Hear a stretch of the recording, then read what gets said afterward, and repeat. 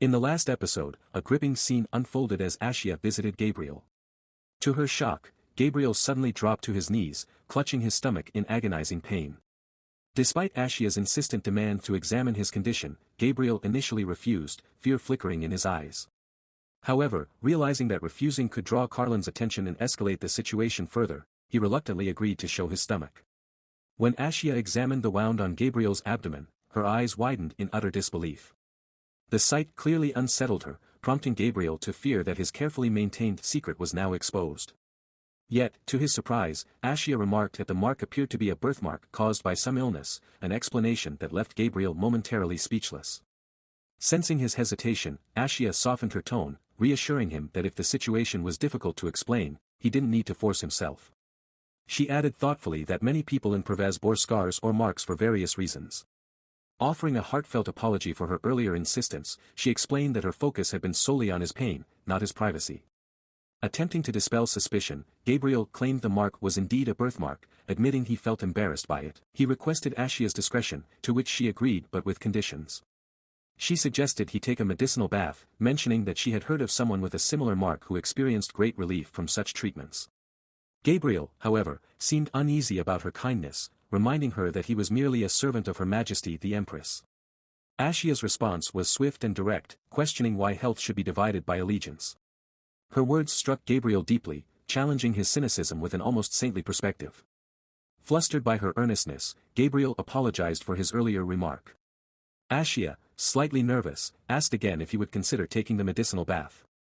After a brief pause, Gabriel finally agreed, albeit with a sense of reluctant generosity. As Ashia left to prepare the bath, Gabriel watched her retreating figure with a calculating gaze. A new thought crossed his mind, perhaps drawing closer to Ashia could work to his advantage. After taking a refreshing bath, Gabriel feels a wave of relief wash over him and resolves to express his heartfelt gratitude to Ashia for her kindness. As he passes by Ashia and Carlin's bedroom, he unexpectedly overhears an intense argument between them. Their raised voices reveal a heated discussion about the very act of kindness Ashia extended to him. Desperately, Ashia tries to defend her actions, explaining that it's all a massive misunderstanding. She insists that Gabriel had been gravely unwell, and she simply stepped in to help him. Listening to this, Gabriel begins to suspect that Carlin is questioning Ashia's loyalty and their relationship. Determined to clear the air, he makes an impulsive decision to intervene. Pushing open the door, Gabriel steps into the room unannounced. With a sharp, almost teasing tone, he remarks, "If you're going to argue like this, at least close the door. Everyone in the vicinity can hear you." Carlin's eyes narrow as he immediately shoots back, "And what exactly brings you to my wife's room at this late hour, Gabriel?" Caught off guard but steadfast, Gabriel quickly explains, "This is all a misunderstanding.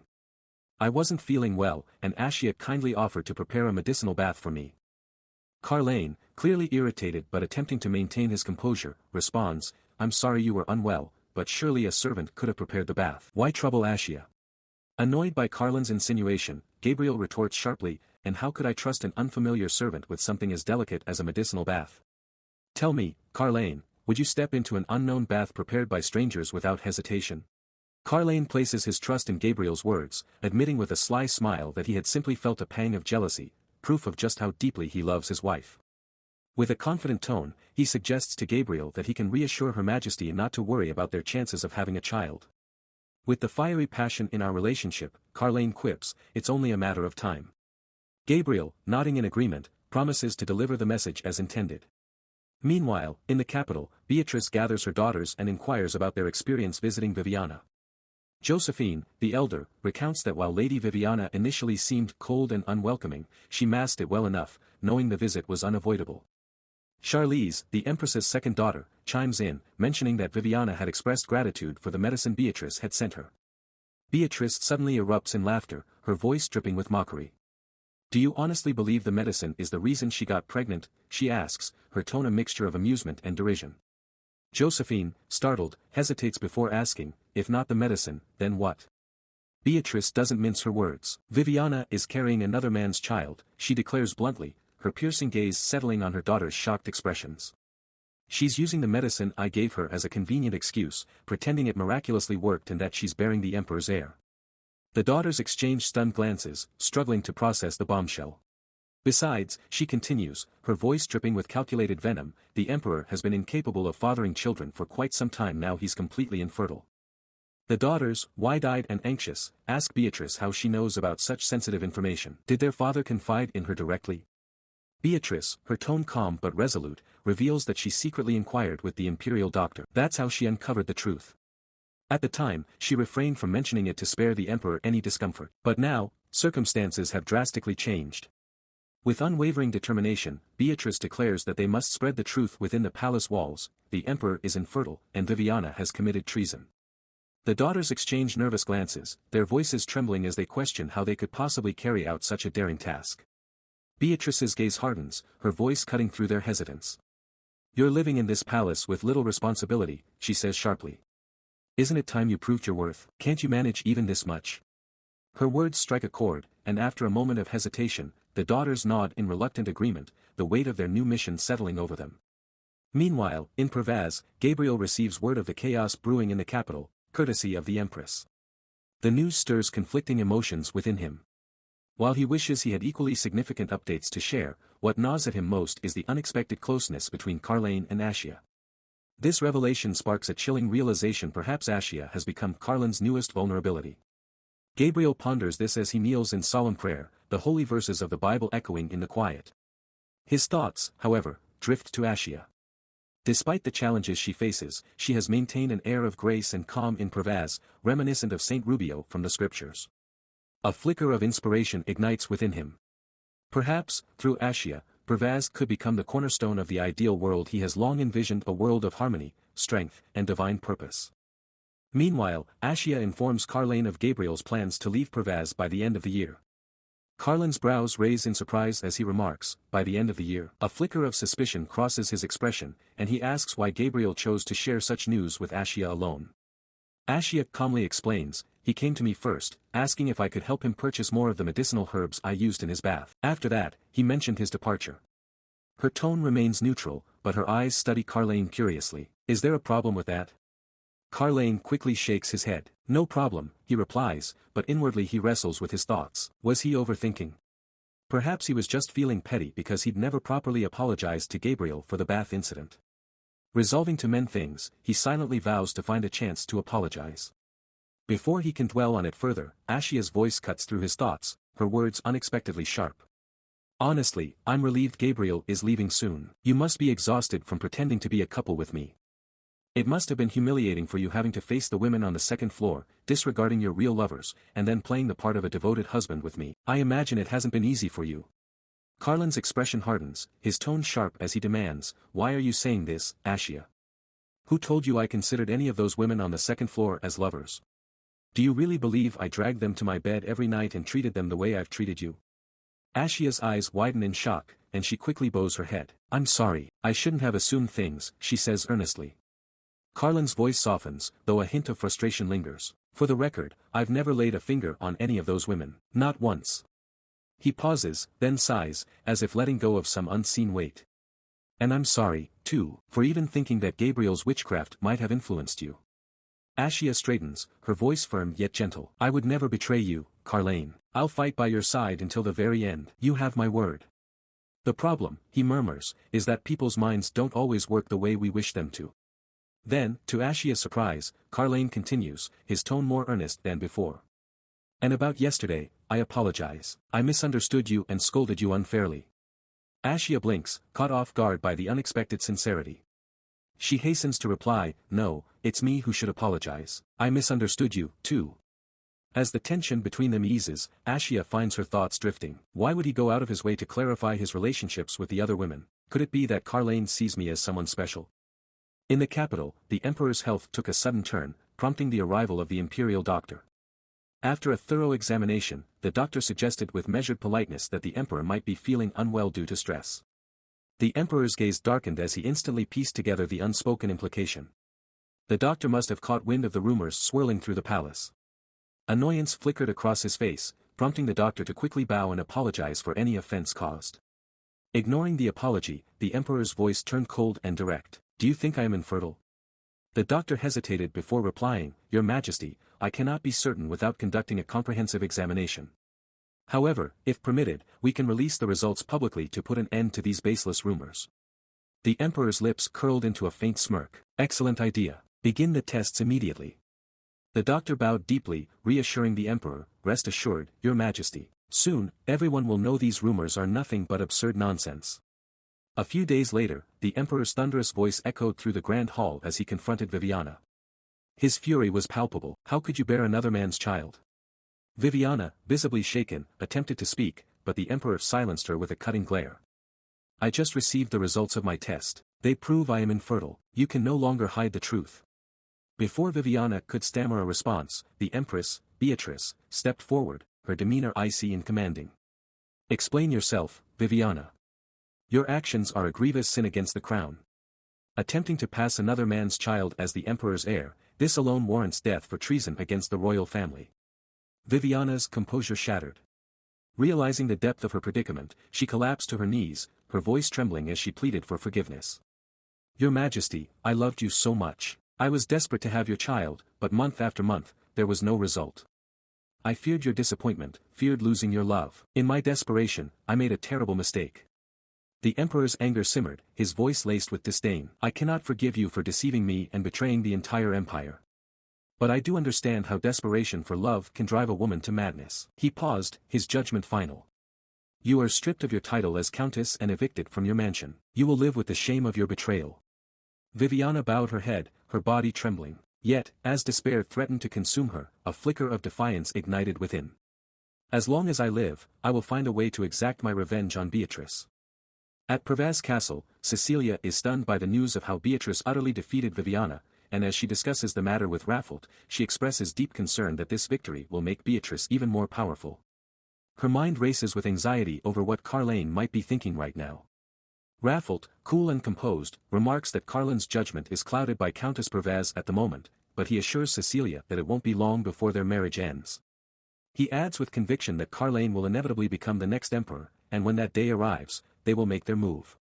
Cecilia, anxious yet intrigued, asks Raffald if he has any plan for that. Without missing a beat, Raffald surprises her by pulling a letter from his hand, his confidence unwavering. Meanwhile, outside the Pervaz castle, Grand Priest Gabriel says his solemn farewell to Ashia and Carlin, preparing to take his leave.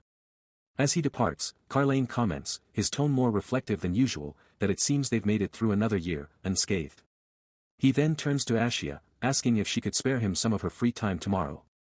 Ashia, with a teasing smile, responds that she has plenty of free time, but what for? Carlin replies with a warm, somewhat nostalgic grin that it's the end of the year, and there's no better time for couples to spend time together. Ashia's mind drifts, realizing that the year's end is approaching fast, and with it, the looming departure of Carlin from Pervaz, leaving her with a bittersweet sense of urgency. The next day, Ashia meets Carlin for tea and snacks in a private corner of the castle. Carlin greets her warmly, and as she settles onto the sofa, he gestures toward the tea he prepared.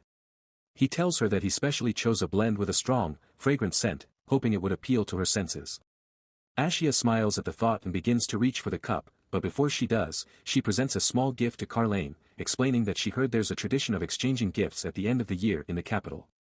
Carlin, intrigued, opens the gift with a slight quirk of his brow. Upon seeing the bracelet inside, he looks up and asks, "What is it?" Ashia, a bit shy, responds softly, "It's a bracelet." Her heart races as she wonders if the gift is too simple for someone like Carlin, who must be accustomed to extravagant jewelry and treasures. But to her surprise, Carlin doesn't hesitate. He immediately puts the bracelet on his wrist and then looks at her with an earnest expression. "Does this leather bracelet have a special meaning in Pervaz?" he asks, his gaze fixed on her. Ashia quickly shakes her head, a little flustered.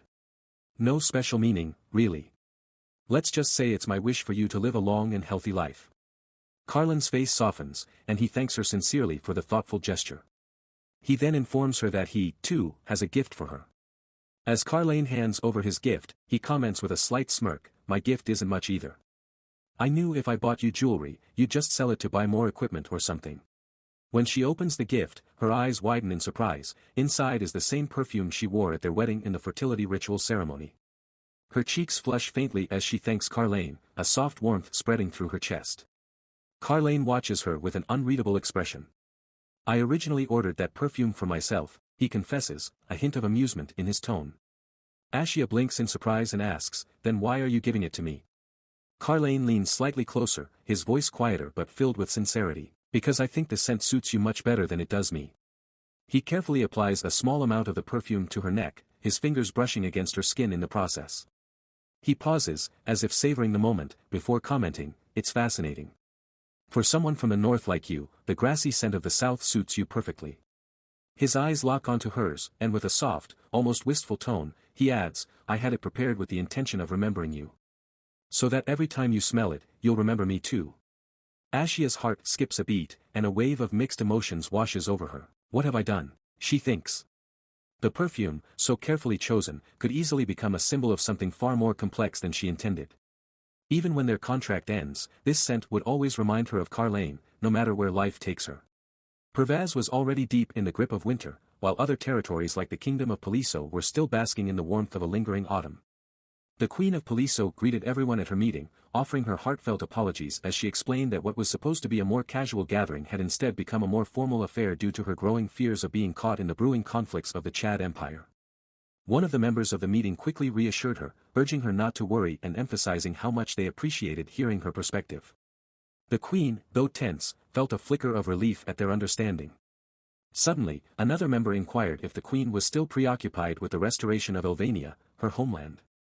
With a heavy sigh, the Queen recounted the staggering tributes they had been forced to pay, 12 golden bars, a sapphire, a ruby, and more than 100 war horses.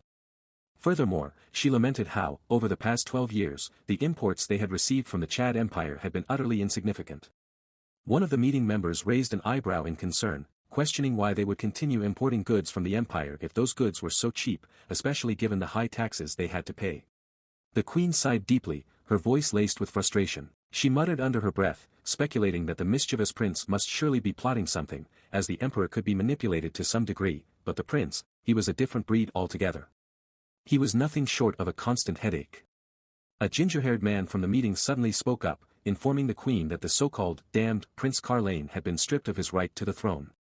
He further added that Carlin appeared to be trapped in the northern regions, unable to return to the capital. The Queen's face momentarily brightened, her lips curling into a vicious grin. So, Carlin couldn't make it down to the south to help no matter what happened. 2 months later, the kingdom of Piso, fed up with the arrogance of the Chad Empire, declared war. News of this reached the emperor, who quickly decided to send Matthias to lead the charge against the so-called traitors. As soon as Matthias received his orders, he rushed straight to the empress, his mind clouded with anxiety. He urgently sought her help, his voice trembling as he asked for guidance. Calming Matthias with a measured tone, the empress told him to view this as an opportunity to demonstrate his worth as the majestic prince he was meant to be. Matthias, his face betraying his evident fear, questioned her, his voice shaking, "Are you seriously asking me to go south, to the battlefield?" The empress, with her usual composure, reassured him. She explained that Matthias only needed to leave the capital, he didn't have to fight on the battlefield. They could easily explain his absence as a tactical decision, a calculated move in the greater scheme of things. Matthias, still anxious, realized that staying in the camp and not actively participating in the battles could work to his advantage. But nothing went as planned. As Matthias arrived and met with the commander of the Imperial Knights, the news hit him like a punch to the gut. The Apollo's stronghold had fallen. The situation was already dire, and the commander urgently suggested they designate Daphanon or Line as their next base. Matthias, struck with disbelief at the loss of the first stronghold, tried to regain his composure. He ordered the commander to make the decision between Daphanon and Line himself, too stunned to process the gravity of the situation. The commander tells Matthias that the choice between the great Daphanon and the Line is a decision only a royal family member can make. Matthias, furious, roars at the commander, demanding how he dares call himself the commander of the Imperial Knights when he can't even make such a crucial decision on his own. The commander internally wonders how this would never have happened if Prince Carlin or Lord Raffald were present. Taking a moment to regain his composure, the commander finally decides, with visible irritation, to go with Daphanon. He explains to Matthias that Daphanon, being a highland, provides a strategic advantage for launching an attack against the enemy, as it offers the perfect base. Matthias, though still agitated, immediately accepts the commander's decision. Yet, the commander, inwardly seething, silently wishes he could be serving under Carlin instead of Matthias. Meanwhile, in Pervaz, a messenger dispatched by the emperor arrives and presents Carlin with a letter. Carlin scans the letter, his face hardening with resolve, before coldly instructing the messenger to return to his majesty with a polite refusal. He adds that he is far too occupied with defending Pervaz to assist the emperor. The messenger, visibly anxious, raises a concern, warning that refusal could leave the capital vulnerable to an enemy invasion. Carlin, his tone sharp and almost mocking, asks the messenger if he believes the capital's fate would be any different simply because he joins them. The messenger nervously informs Carlin that it seems the other nobles are withholding their support for the army in this dire situation. With a smirk, Carlin orders the messenger to deliver a message to the emperor. He will not lend his aid without receiving something in return. Carlin adds, with unshakable confidence, that if he successfully quashes the rebellion in the south, the emperor will have no choice but to reinstate him as the crown prince, immediately.